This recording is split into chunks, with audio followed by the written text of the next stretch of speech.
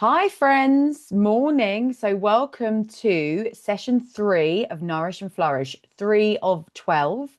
Um, and this session explores the second protocol of Nourish and Flourish, which is to nourish with whole food. So, in this session, we looked at real food and we looked at how to cultivate good gut health. So, I'm going to take you through the slides for those of you that missed the session in person yesterday. So we started with a check-in.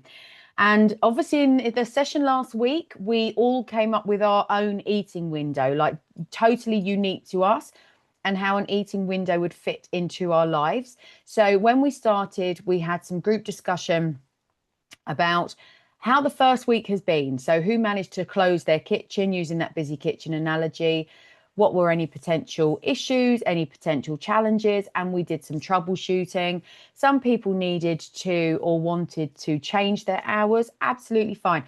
The one thing I would say is that that's the hardest bit done. So, when you start implementing a window, even if you start with a really big window and then we're going to kind of shrink it a little bit over time, when you start with a window, it's different. Your week is different. The way you eat is different. What you're used to having and when is different. And it can feel quite challenging. So, but the hardest bit is done. So that's the good news. The hardest bit is done. The first week is the hardest. After that, you kind of get into a groove with it. It kind of becomes your routine, it becomes your habits, and eventually it becomes your lifestyle. So we went through how people were feeling in the check-in and the session goals. We started off with homeostasis. So it's really important to understand homeostasis. I'm going to explain that in a bit more detail in a moment. We did some exercises and activities where we became ingredient detectives, identifying what constitutes ultra processed food, and we explored what it means to nourish the body with whole food. So, starting off thinking about homeostasis. So, homeostasis comes from the Greek. It actually translates to mean, the word homeostasis translates to mean staying the same, effectively. Now, our body is so clever, right? Our body is so clever and it's got all of these mechanisms to help us and support us. And although I know it might not feel like it, your body is working with you, not against you. So think of homeostasis as a set of scales, like you can see in the picture. And your body, the directive that your body has is to keep things in balance. Because if we're not in balance, we're all over the place. Now, think about this from a sort of an evolutionary perspective, a hunter-gatherer perspective, remembering that the world that we live in now, the obesogenic environment that we live in now, our bodies are not actually evolved to cope with very well.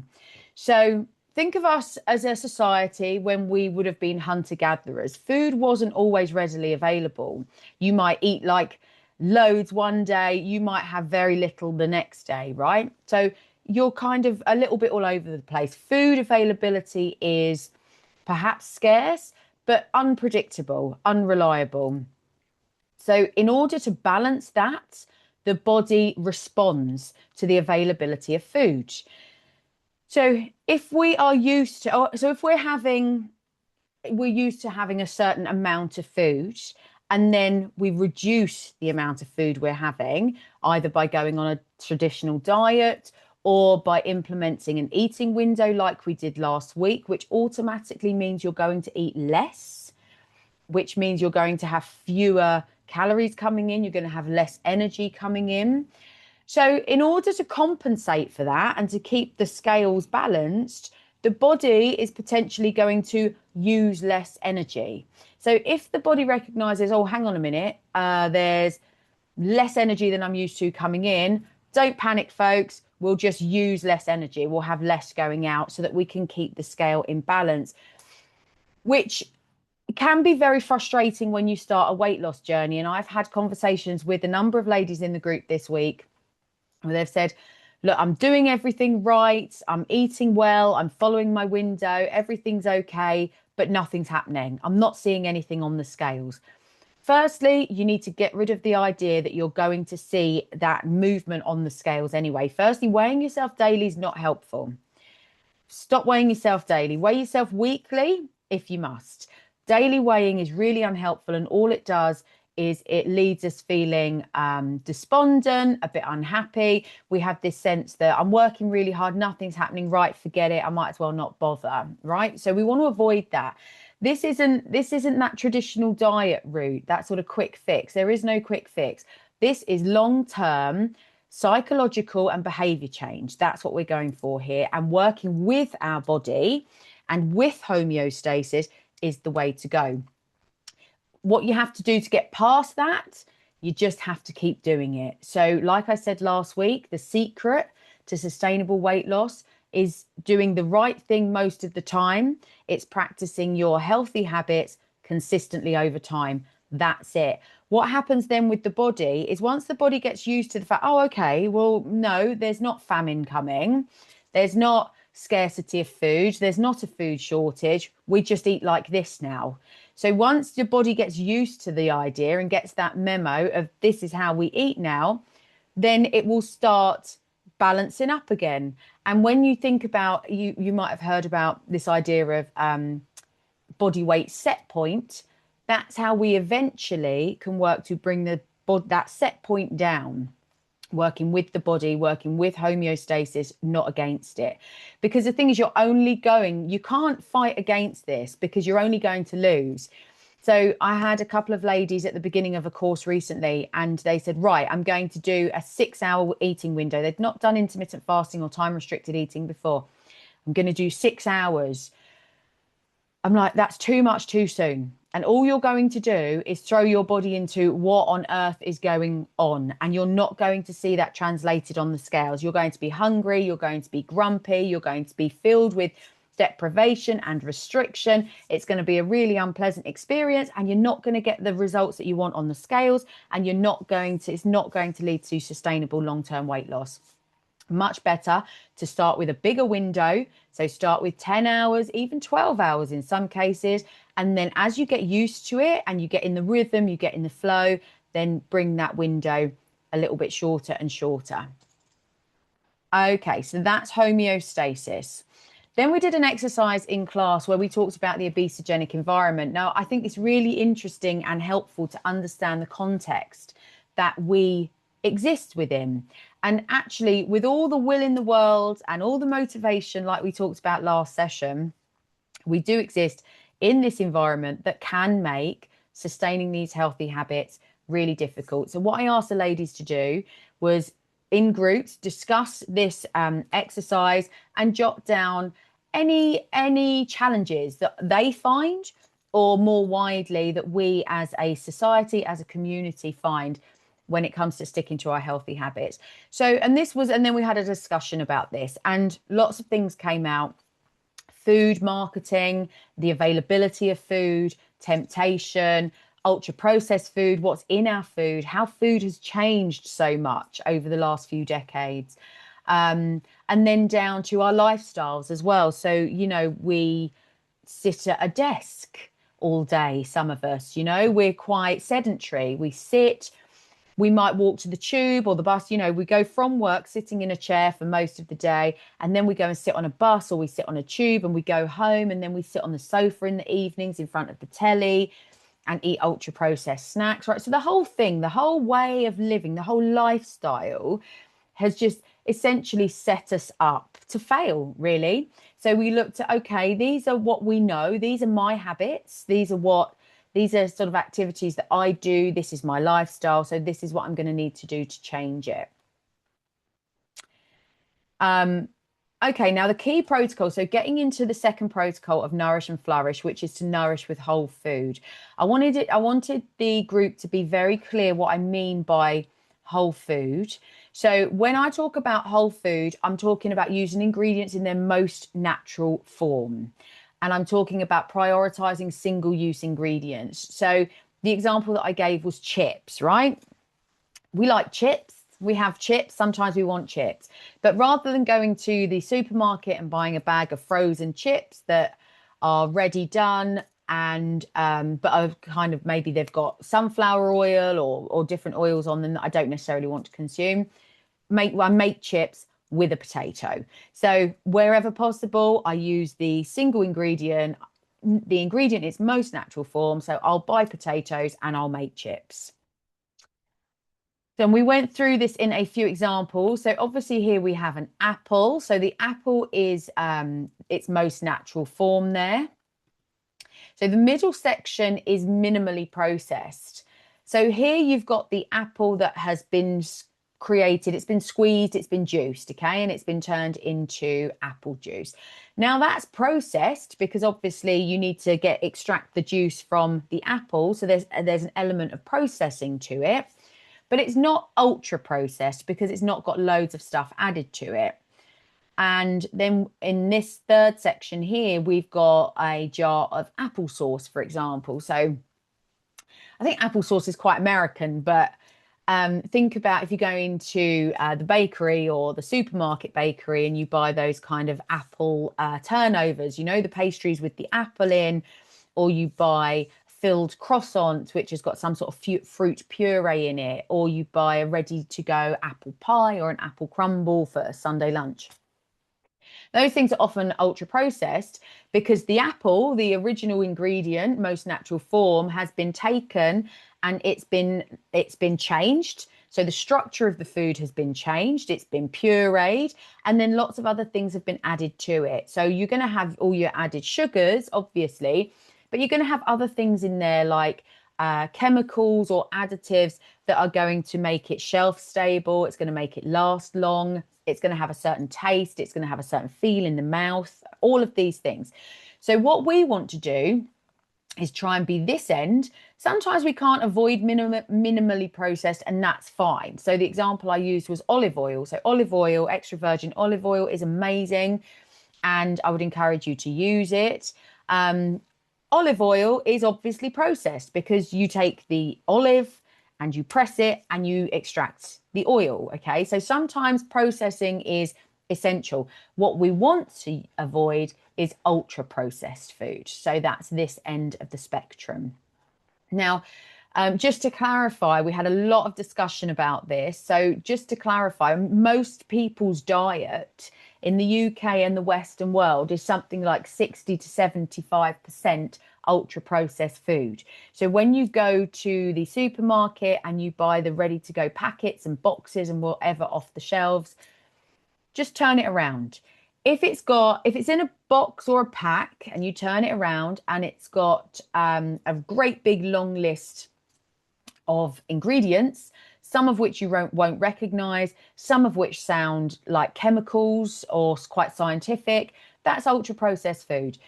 An apple that you pick up in the fresh section, a potato, a sweet potato, a head of broccoli, they don't come with stickers on. They don't come with health claims. They don't come telling you, oh, I'm high fiber, low fat, this protein, that. They don't do that, right? So if the other thing to be aware of is clever marketing. We talked a lot about that. So if you're picking up these products and it's got all these sort of persuasive labels and images on the front that's telling you I'm this, I'm this, I'm this, it's persuading you to buy it. I'm high fiber, I'm low fat, I'm da da da. Turn the box round, have a look at the ingredients, start to interrogate the ingredients a little bit more, but where possible, avoid ultra processed food, anything that has like 5 ingredients or more, 5 to 6 or more ingredients, and names that you don't recognize or names that sound like chemical formulas. Okay, that's ultra processed food. That's the kind of food we want to be avoiding. But where possible, try and eat this end of the spectrum using whole food as much as possible, 80%. And then I went through these slides. So I started following this person on Instagram, actually. So you can look them up if you want to learn more about them at Switch the UPF. And they've got loads of really good, helpful guidance on their Instagram about what constitutes ultra processed food and what you could swap it for.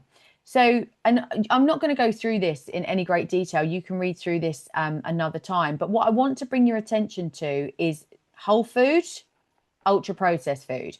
Whole food, this end of the spectrum, long grain rice. What's in rice? Just rice. And then you've got this pot noodle at the ultra processed end of the spectrum. And you've got this whole great big list of ingredients. I mean, I don't even know how many are there. Too many to count. Okay, so we want to be avoiding this stuff. Same here. Minimally processed, you've just got tomatoes with a little bit of added salt. That's fine. And then you've got your ultra processed jar, which has got all of these other things in as well. So we just went through these and picked out some of these examples just to emphasize the point that we're trying to stay in the whole food end of the spectrum and avoid the ultra processed end of the spectrum. So why is ultra processed food a problem? So ultra processed food is designed to be addictive. So the example I gave in the session yesterday, if you look at this kind of food, I would call this kind of food, ultra processed food, food-like products. I would argue that they are real food, that they are food. I'd say they're food-like products. They are food-like products that are made by food scientists, by big corporations. They are designed by, and they are made in factories. They don't include ingredients that you would commonly find in your own kitchen, and they have a detrimental effect on our health, our physical health, our mental health, gut health, the overall package, right? Now, these foods are designed to be addictive. This is by design because these food companies don't care about our health. They just don't. They care about profit. Their bottom line is about designing products that are going to sell. They're going to sell. We're going to love them. We're going to want more and more of them. Okay. So they're hyper palatable, even the way that they feel in the mouth. Ultra processed foods, you hardly have to chew. If you think about a packet of like What's-Its or Skips or crisps like that, or you think about Pringles, Jaffa cakes, things, whatever, that stuff, it like melts in your mouth. There's no effort needed. So you just eat it, eat it, eat it. It feels nice in the mouth. Obviously, you get that dopamine release from the sugar and everything else that's going on. So, but the point is they're very, very easy to eat. And as a result, we overconsume them. We eat too much. When we overconsume these ultra processed products, we take in more calories than we need. So ultra processed foods are typically very high in calories. So they've got lots of calories in them, but very low nutrition. So the caloric profile is off. We're just taking on calories, empty calories, but we're not getting any nutritional benefit from that. There's a lot of evidence coming out more and more about exposure to additives and the chemicals in these foods. And if we have a lifetime, if our diet is 75% ultra processed food and we eat that for a lifetime, you can see how that sort of diet will lead to health problems. So some of these chemicals and additives are linked to inflammation in the body, and inflammation is linked to disease and chronic disease going forward. As we get older, the more and more that we eat. And then the other thing that we're thinking about today is how ultra processed food affects the microbiome. So the microbiome is our gut health. So it's the bacteria in our gut that's really essential for us to keep happy and healthy. Ultra processed food has a negative effect on gut health and can promote inflammation, which is why. So in Nourish and Flourish, nothing is, obviously, like I keep banging on about, Nourish and Flourish is not a diet, it's a lifestyle, right? It's making healthy habits our good choices. It's about making healthy habits our lifestyle, okay? Making it the easy choice. That's to say, it's not that you're never going to eat ultra processed food. Again, I'm sure you are. We all do. I do from time to time. But it's about doing the right thing most of the time. It's that 80-20. It's about an 80% whole food diet. It's about minimizing, not totally getting rid of, because that's unsustainable when you fancy a packet of Jaffa cakes, right? It's about minimizing ultra processed food and dependence and reliance on ultra processed food, and it's about increasing whole food. Okay, now then we all downloaded, some of us had it already, but lots of the ladies then downloaded the Yuka app on their mobile phones. Now Yuka is fantastic. It's a fantastic tool and really helps bring your mind and attention to what you're buying and it in the supermarket and the shops, and it helps you to make informed choices. So I would encourage you to download Yuka if you don't have it already. The code, the not the code, the symbol looks like this in the app. It's got this orange carrot. Download that, have that on your phone. And when you go shopping, you might look at something and think, oh yeah, that looks good. I'm gonna get that. Just give it a scan and it will give you a code. It will give you a number and a score, and it will tell you whether it's a good choice or a poor choice, which is great. If you want to buy the poor choice, go ahead and buy the poor choice, but buy the poor choice knowing that you are actively choosing to buy that. What we want to avoid is all this health washing, all these big companies telling us that this product is great and this is good for you and this is healthy. You need to be your own ingredient detective. You decide whether it's healthy or not. Don't rely on the company to tell you that. And then I shared, so we did that. We did a little activity and we went around and scanned some barcodes, and we got some surprises. You always get some surprises. And then I showed the ladies some of my scans that I've done, things that I've collected over the years, really, that have surprised me. So if you look at the top row here, you've got all of these products which are marketed as health products, right? I'm a high protein, gym recovery, gym bro type product. The one here, this is quite a good brand, actually. I buy their kefir. But here you've got a kefir protein drink, 20 grams of protein. So you think, oh, that's good. Right, I'll get that. And then you look at the score. It's got 30 out of 100. This is a high protein milkshake. Again, this is some sort of high protein drink. This is a kombucha. This is probably because of the sugar content, the low score there. Now, this is a kefir that's sort of marketed as a kind of natural, authentic kefir. It's got a very low score, and actually it's not as worse than poor, it's bad. So that was only given 24 out of 100. And then lots of vegan products. So if you're vegan or you go for sort of plant-based, be really mindful about a sort of plant-based products, vegan products and marketing, because a lot of these products which are marketed as healthy, good choice, all the rest of it, they're ultra processed foods, and they actually have quite a negative effect on the microbiome. And then on the bottom row, so that's the top row, just bringing our awareness to these products that are marketed as healthy products, and then the bottom are better choices. So you can see we've got from 78 up to 90 here with the Greek yogurt and the kefir over here. So this is where using the Yuka app is going to help you distinguish between the top row and the bottom row, and it's going to help you make a better choice. Okay, and then we moved on to talking about the living garden, so the microbiome and what that is. So the microbiome is the trillions of microorganisms that live mainly in your gut. And a healthy microbiome plays a key role in a number of areas. So a healthy microbiome helps with digestion. These bugs, these bacteria help to break down food and absorb nutrients. Your immunity starts in your gut. So good immunity is having good gut health. So if you find that you're somebody who has always got a sniffle, or you pick up one cold after another, or you pick up a virus and you takes you a while to shift it, think about your gut health. Think about giving your gut a real boost and giving your gut health a bit of love by using whole foods, by eating a whole food diet mostly. Gut health as well, more and more, is linked to our mental health. So that gut brain axis, that gut brain connection, there is a connection, a relationship between the gut and the brain, very strongly, evidence more and more coming out about that. So our gut health can influence our mental health, how we feel in our mood. And also gut health is important for weight and metabolism. So, and we learn more about that as we go over the next few weeks.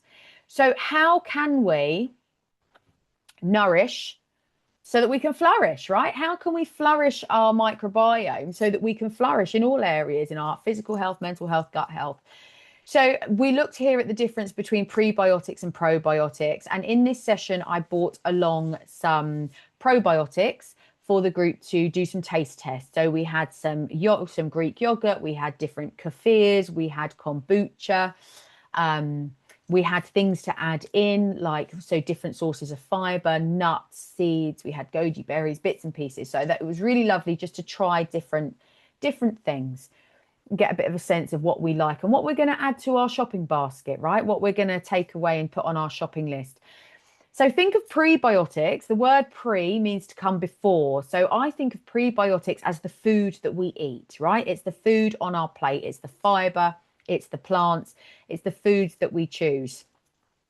And then probiotics are the things that you can add in. So they are your fermented foods that have live cultures and bacteria in them naturally occurring fermented foods have these live cultures in them already.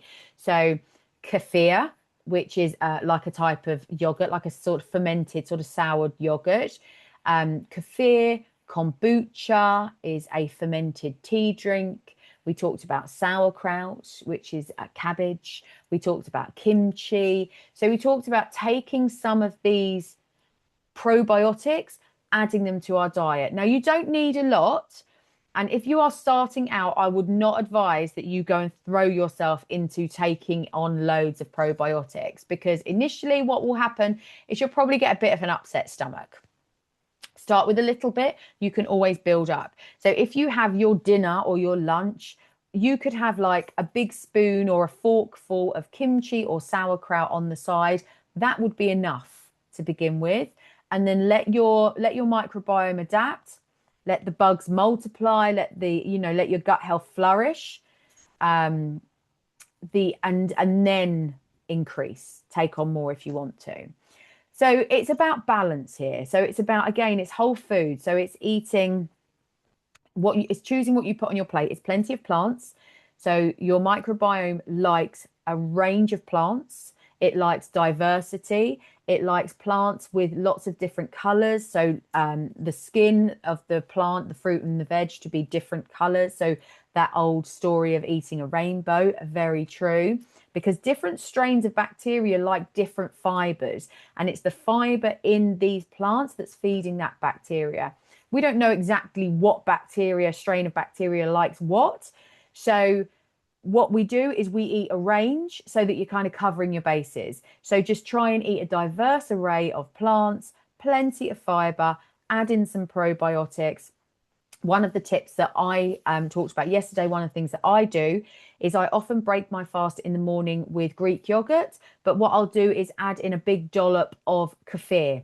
Not everyone likes kefir because it can be quite sour. Tastes a bit like sour milk to some people. But so if you take a big dollop of kefir, add it to your yogurt, mix it in, add all your other bits and pieces, your seeds, your nuts, your berries.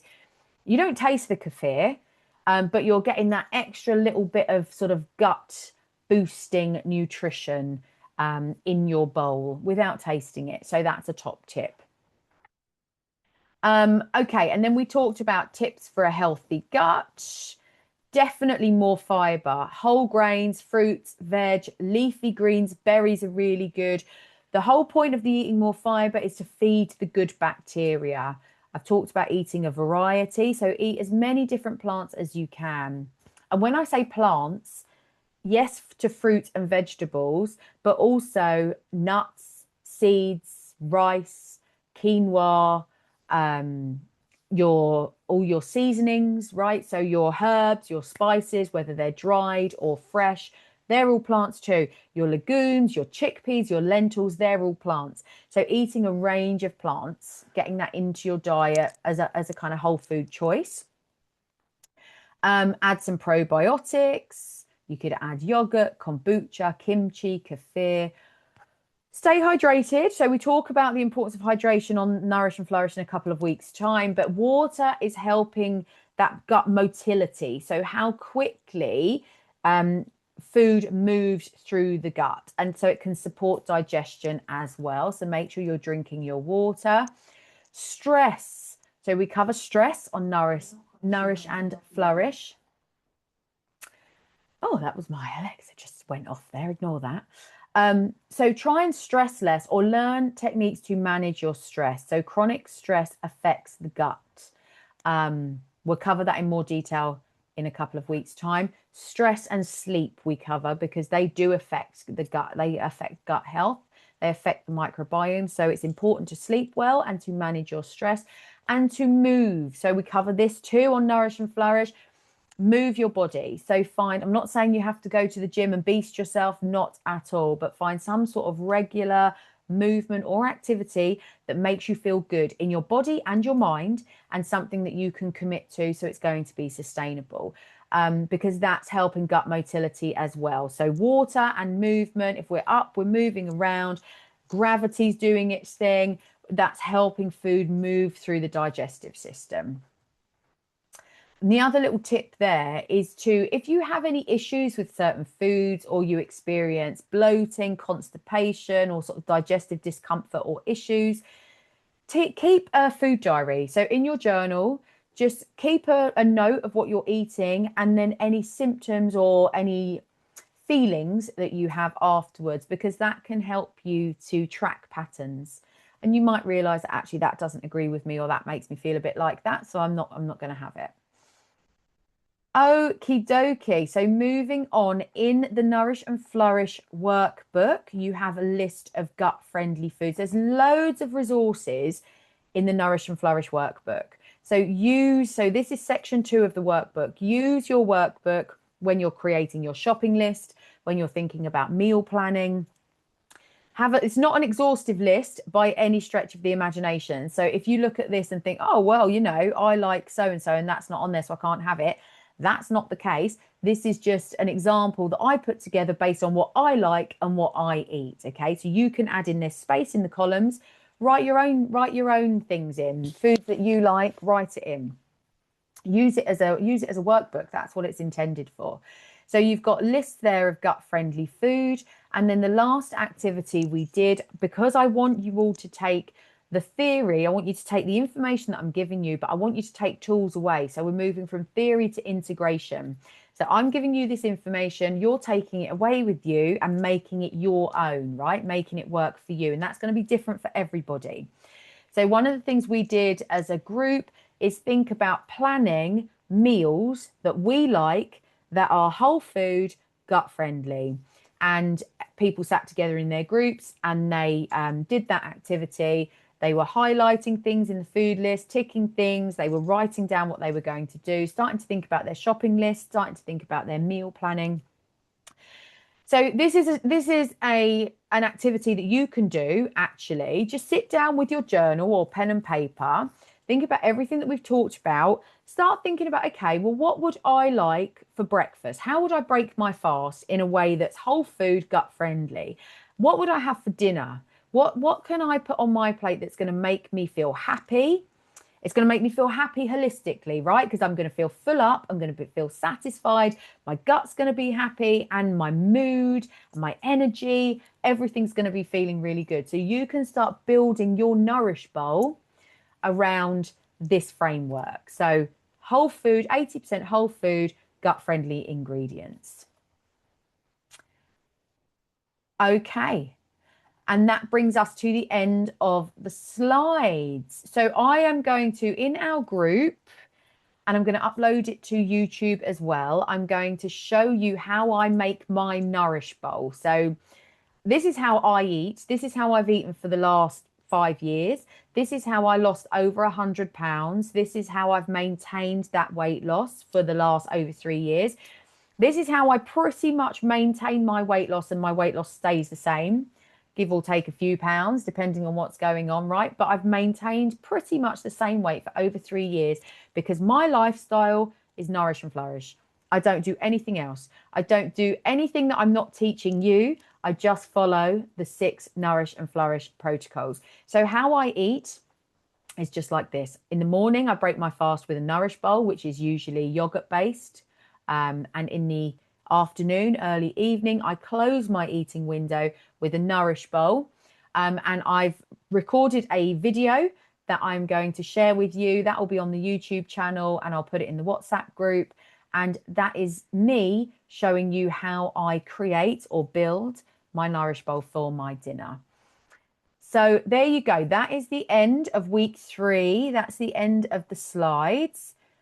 We've got some further reading and listening quite useful. So Zoe is really good, I think, for their podcasts aren't super long. I mean, I like a long podcast, but not everybody does. So they have their kind of highlight one. So I would definitely recommend wherever you get your podcasts, if you enjoy listening, definitely check out Zoe. I think it's called Zoe Science and Nutrition. It's their yellow logo. And have a look at some of their podcasts, some of their shorter ones, highlight ones, really useful. So have a look at that. If you have any questions, reach out, ask me, come back to me. So you can find me in all the usual places. You can contact me through YouTube. You can send me a message on WhatsApp. You can follow me on Instagram. So that's at the Women's Wellbeing Collective. So have a beautiful day. Remember, 80% whole food. No one is perfect. No one perfect doesn't even exist, and no one is expecting perfect. We're aiming for 80%. We're aiming for balance. We're aiming for 80% whole food, and we're aiming for gut-friendly foods.